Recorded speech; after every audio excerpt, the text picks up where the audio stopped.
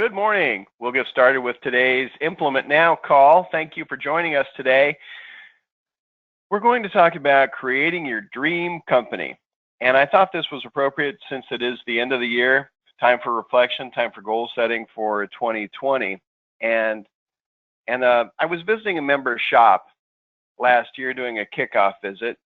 And we had our kickoff meeting with all hands involved and a great group, positive energy in there. And the owner of the company said something that I thought was really interesting. He said, you can leave here and go try to find your perfect company, or you can stay here and make it happen. And I thought it was really a wise statement.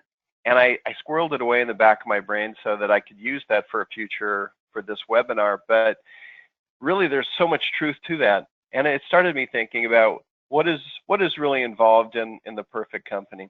Before we jump into that, a few housekeeping things. Everyone is muted right now, so if you want to, if you have a question, and I highly encourage you to be interactive during this session. If you have a thought or a question, please raise your hand. I can unmute you, or you can type your question into the question box on your control panel on the right side of your screen. So we'll get started. This will be a pretty short webinar. It's more of a thinking, more of a dreaming exercise. What would your dream company look like? It would be profitable, maybe, hopefully, fun. The people that work there find it fulfilling to come to work every day. Your company is respected in the marketplace. Maybe you as a leader or manager are respected. Respect covers a lot of bounds there, a lot of ground. We're a growing company. A dream company is hopefully growing, not stagnant, moving forward. Nobody wants to be on board a sinking ship. So growth is a huge part of health and a successful company. Maybe we're serving a higher purpose, giving back to the community, providing jobs, providing career paths for people, providing an exit strategy for some, perhaps in the twilight of their career. You know, what is our higher purpose? What are we really here to do? We have quality team members lining up to work there. What a great concept that would be, to have people literally waiting to come on board. Hey, when you add more technicians, I would love to go to work for your company. How dreamy would that be? Clean, a company that you're proud of, that the cobwebs are out of the corners, the ceiling tiles are replaced that are stained, and you're proud to come to work. It creates a buzz, it creates an energy, all right? And I threw the word sparkly on there because we've seen those companies before. Many of you probably envision a company when I say a company is really sparkly. I know that one of the really sweet things about being a Nexstar coach is we get to see a lot of companies, and there are some that are definitely sparkly. They have some really amazing things going on. Their trucks are wrapped, they're clean, they're beautiful, their technicians are well groomed, the uniforms are spotless. You walk into the offices and it's just impressive. The carpet is nice, the color on the walls. You can tell there's a great energy in this company. And when people go to work there in the morning, they feel really good about this. And you can just feel that energy. Now, we know at the end of the day, this is still work. We're coming to work. We have a job to do, and it's not always going to be nirvana. We know that. But how great would it be to go to a place every day that you felt empowered, you felt valued, you felt like you were doing good work, you felt like you were delivering great things for your community? That's what this call is really all about. Just to dream that dream for a minute and visualize it, because everything that we do starts with visualizing the dream, right? So I would like all of you to take a few moments, and I'll be silent for a bit, but I'd like everyone to think about, what does your dream company look like? All right? Or perhaps another way to approach it would be, what are the things that are preventing my company from being a dream company? What are the things that I could change? What are some of the things that I would like to see differently? And let's not get caught up in the weeds or wrapped around the axle, as Jim Hamilton likes to say, about the how or the why. Let's just dream the dream for a moment and think about what would it look like.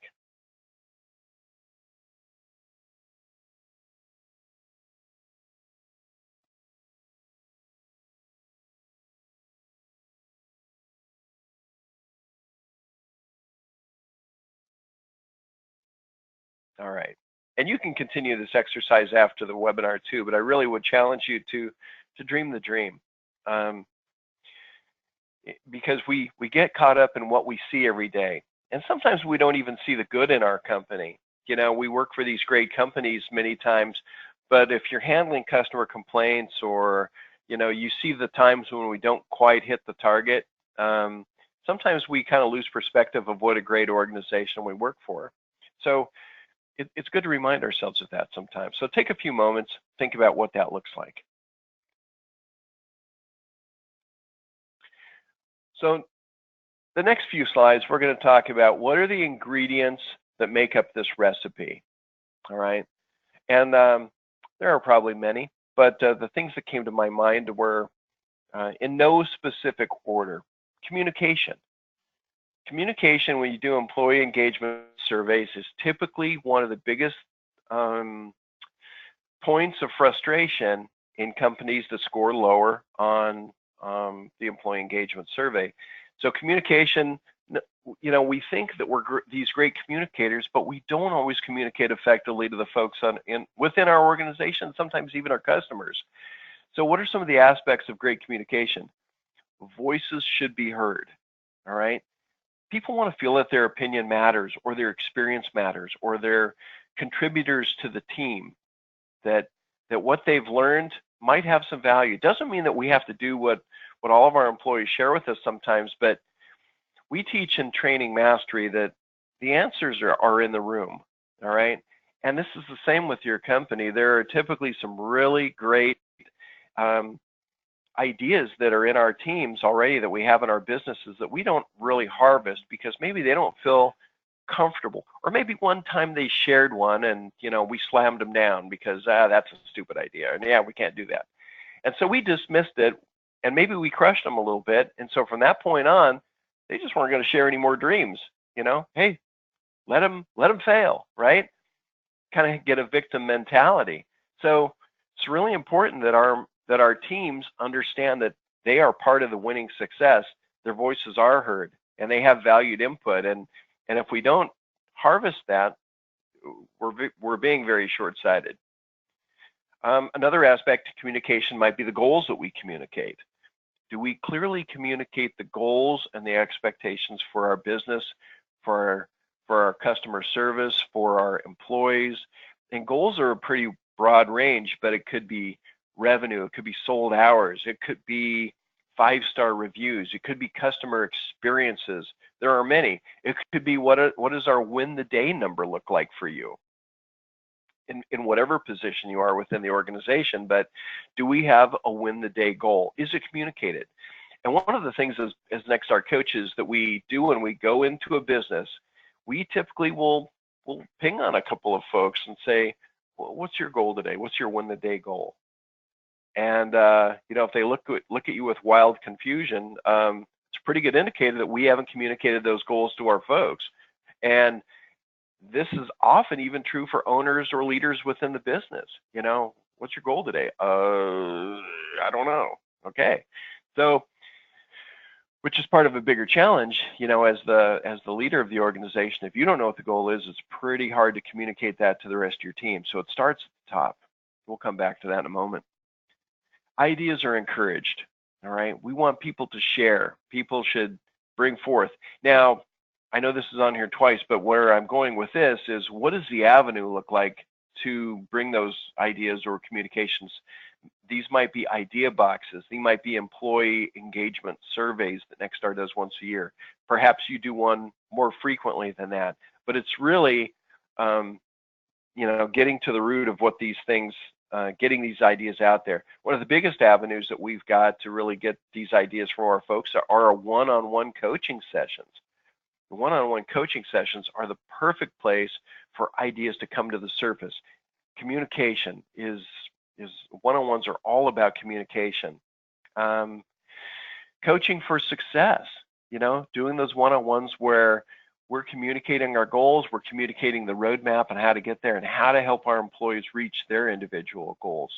And again, goes back to the one-on-ones. Internal and external customers should be communicated to about what our levels of experience are. And for our technicians in the field that go inside the home, this starts in the greet step. It really begins with setting that agenda. Before I take a look at your water heater, I'm going to have some questions for you, and I'm sure you'll have some questions for me. I'm going to do a thorough evaluation of your plumbing system, blah, blah, blah. But we're setting the expectation, right? My goal here today is to deliver a 5-star experience. So at any point during my visit, if my communication, my authoring, or anything failed to meet 5 stars, would you please do me a favor and bring that to my attention? We set the expectation. That's communication right at the beginning of that experience. Okay. What questions do you have so far? And we've got implementation coach Dave Strazier on here. So Dave, if there's anything you want to add to this, I would absolutely welcome your input.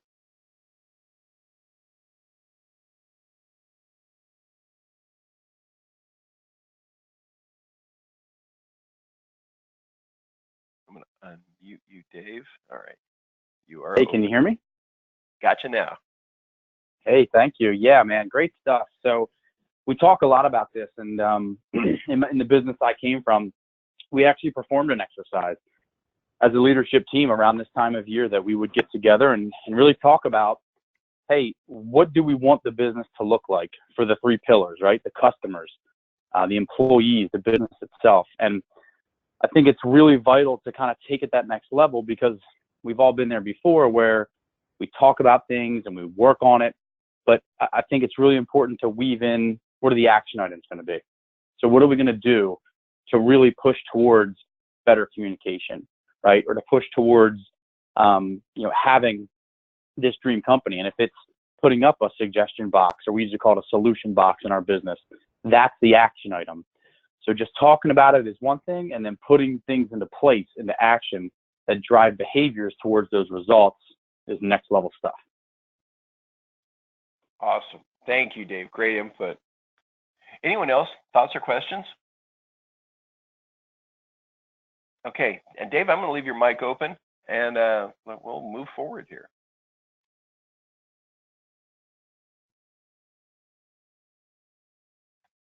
There we go. Culture.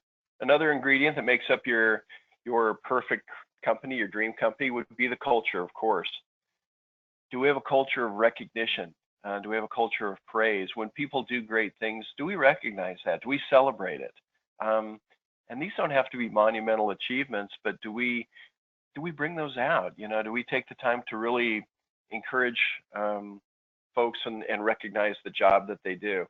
And again, going back to employee engagement surveys, one of the things that continuously come up on companies that are challenged in their score is that they fail to recognize employees.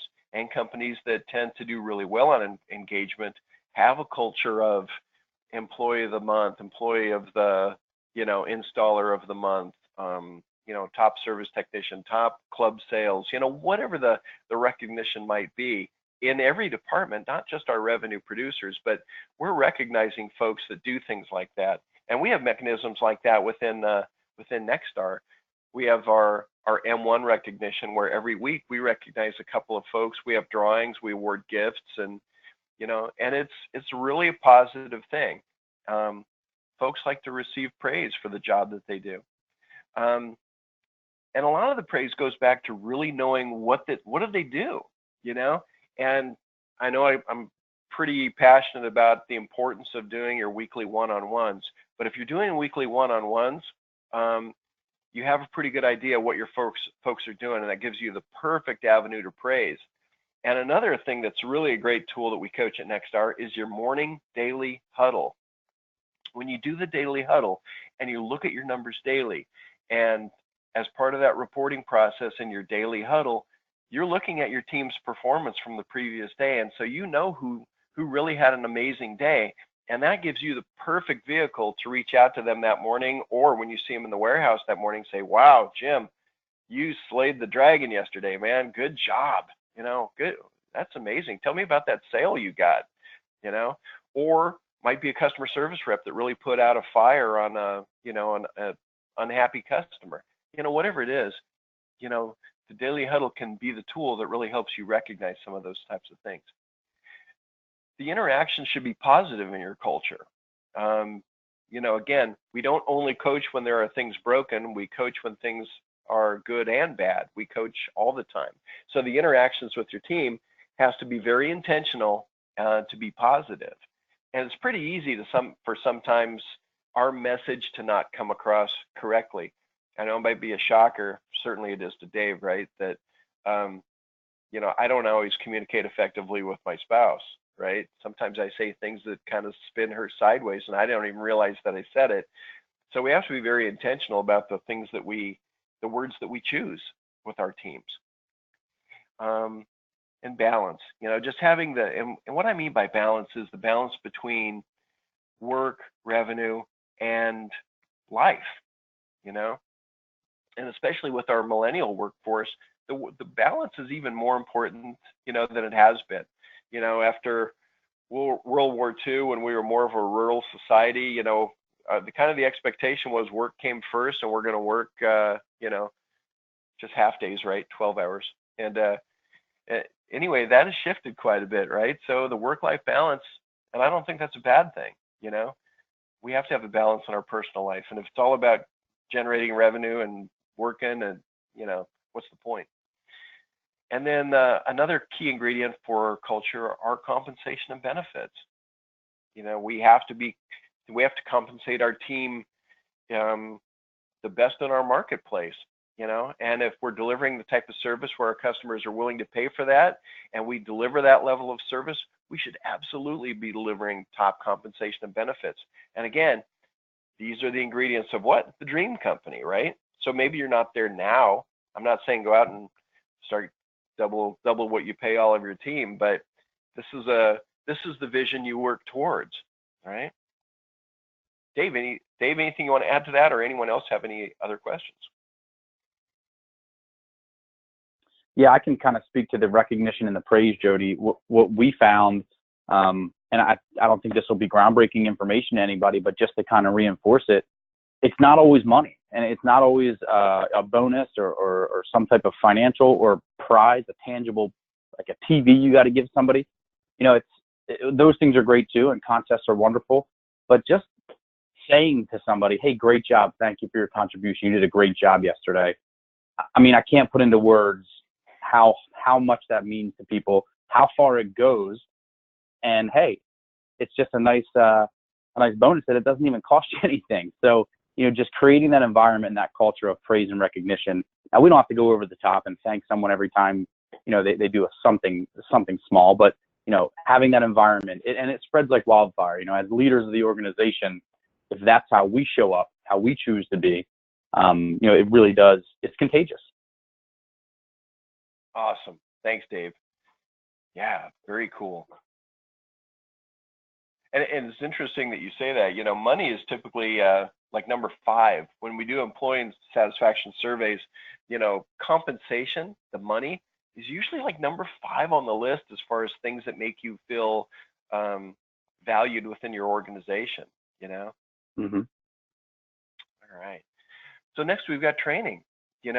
A dream company would invest in their folks. Their teams would be well trained. They would be performing at the highest levels, and that doesn't happen without training.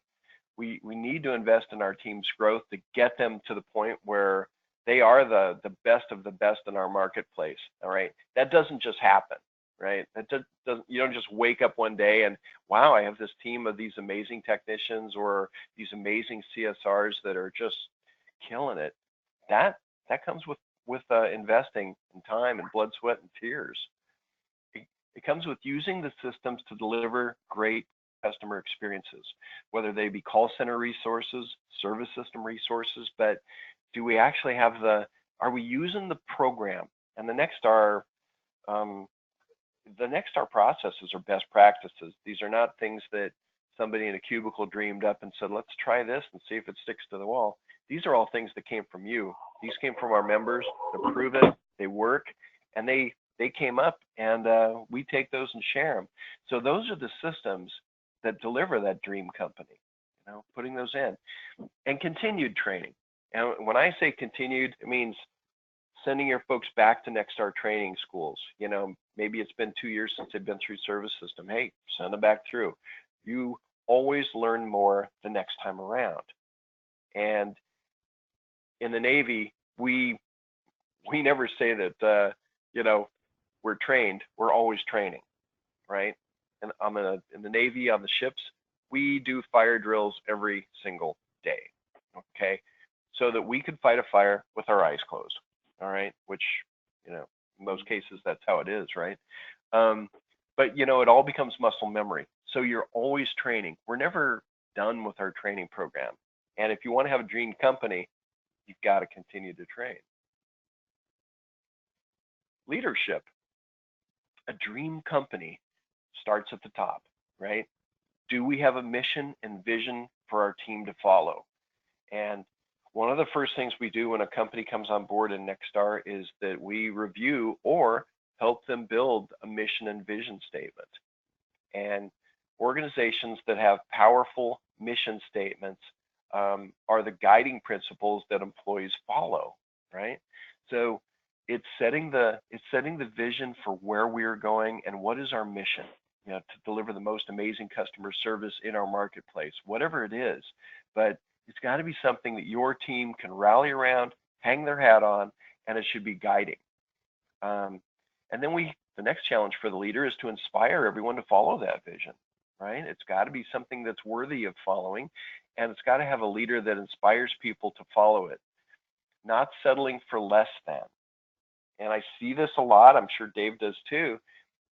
Sometimes we get complacent in our businesses, and we settle for things that are maybe not up to our standards, or maybe we lower our standards because it's just too hard to get it there, And as a leader, you can't settle for that, That's not good enough. That's not best in class, And that should be your goal. It's best in class. My conversion rate of my call center should be best in class.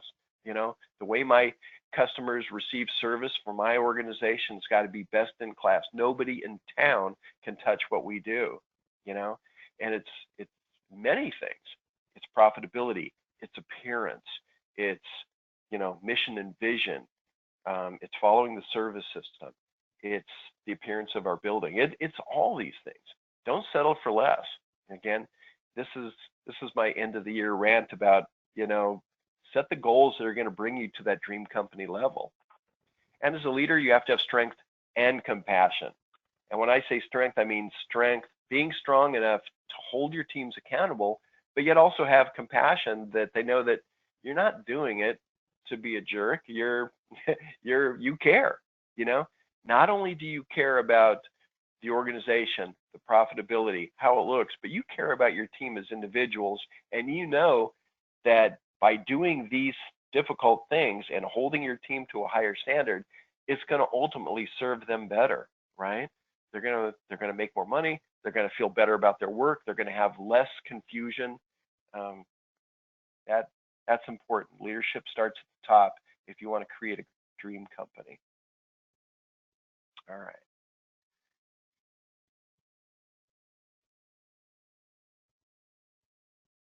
Processes. All right. A dream company will have great processes, and that we're going to use best practices within the organization so that we don't have, I call it Groundhog's Day, right? When we wake up and we have the same problems every single day in our business, and you all know what I'm talking about, that's a lack of a process. All right. So we walk into our business today and, shucks, 3 of our technicians called out today. All right. Well, that could happen, right? There's flu going around, could be some of that kind of stuff, but maybe not, right? Maybe not everybody is really sick. Maybe they just, it's Friday, I'm going to take the day off. Okay. Now, that's a good indicator of a lack of a process. What is our time off policy? Do we have it clearly defined in writing? What are we going to do when this happens? Do we have a process in place? This could be field level, it could be install, for example. How many times do we get hit for a code violation on an install, right?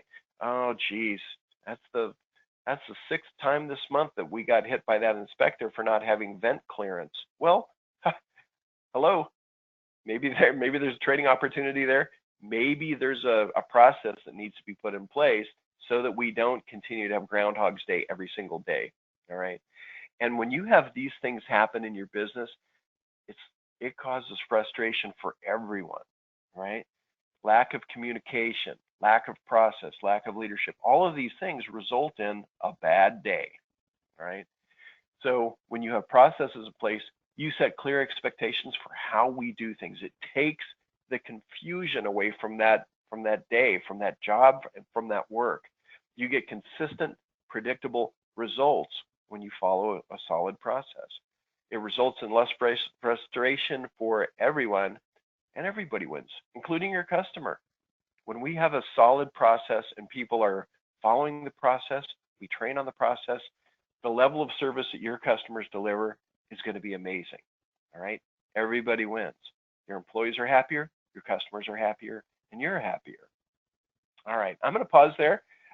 Do we have any other thoughts or questions? And again, we've got a fairly small group here, so I encourage, if you want to, I can unmute you, just raise your hand and I'll unmute you. And Dave, do you have anything that you would like to share?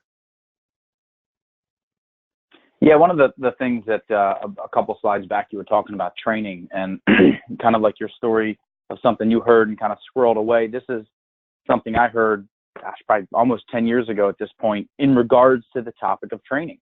And Jody, you and I are speaking with members all day long, constantly, and there are times, just like you and I do, is sometimes we make excuses, and we hear those. And part of our job is to help create this dream company and hold folks accountable.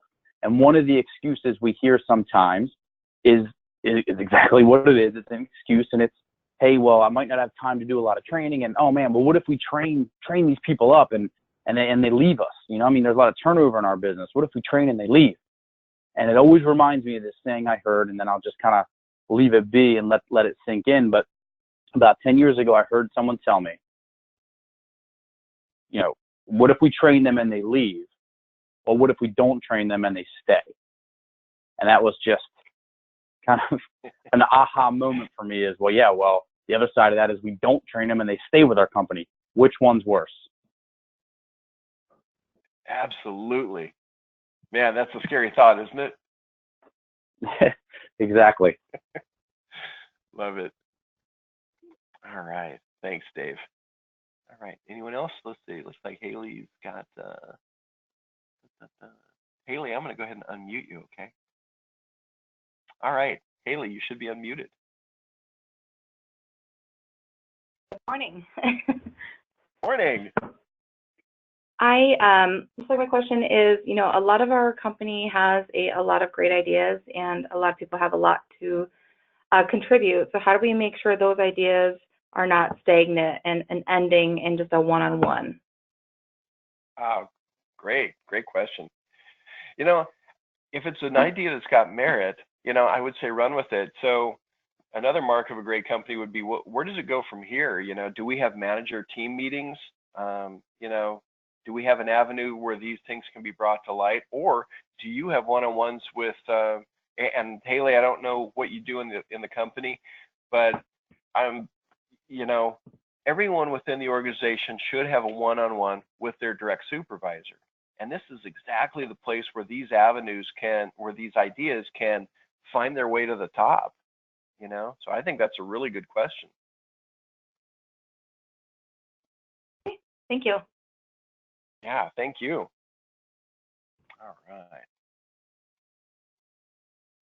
So we'll move on. Processes. All right.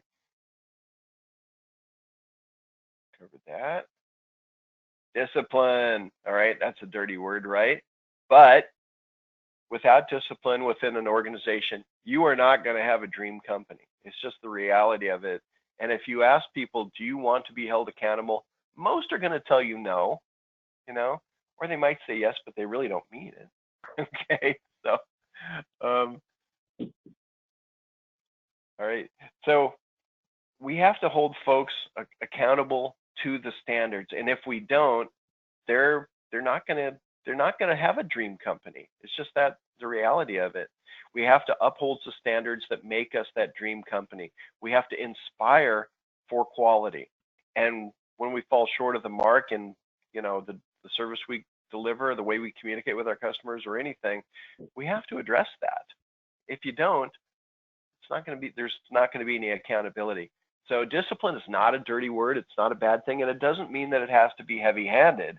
It just means that we do have to address things from a disciplinary standpoint to have that dream company. Otherwise, the inmates will start running the asylum, and you're not going to attract the best of the best. And I'll share another Navy story, because I share this quite often, so if you've heard it, bear with me. But in the Navy, I've seen this time and time again, where a chief is leaving a division, or might be an officer, but he's moving on, going to his next duty station, and then we get a new chief in, and this guy's just a hard ass.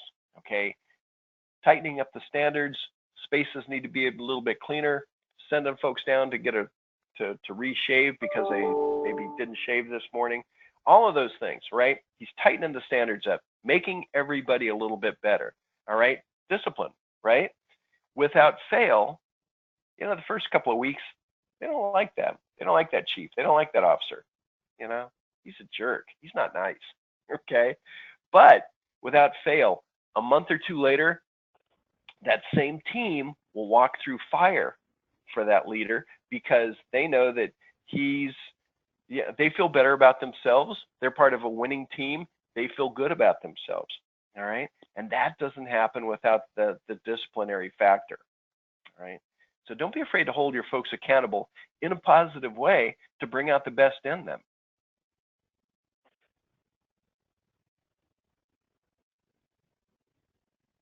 And again, I'm sharing the opener that the business owner shared with me in the all hands meeting. You can leave here and search for that perfect company, or you can stay here and help create it. Man, solid gold. Any other final thoughts or questions before we wrap up?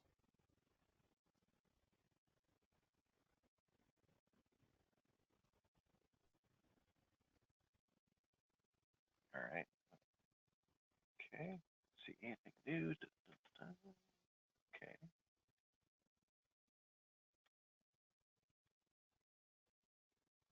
All right. Dave, any closing thoughts? No, all well said, Jody. Thank you. Well, thanks. Thanks everyone for joining us, and take this opportunity in December to dream. All right, and set your goals for what your perfect company is going to look like in 2020, and what can you do to move it in that direction. Right? It's a team effort, but we're not victims. We have power to help create this dream company. So our next Implement Now webinar is going to be Friday, January 10th, and that will be implementation coaches Ashley Coster Montoya and Robert Word. So thank you so much for joining us today. And if you have any final thoughts or questions that you don't want to share with the group, but you want to email me, jodyd@nextstarnetwork.com. Joe died. All right. Have an amazing weekend. Thank you so much. Bye now.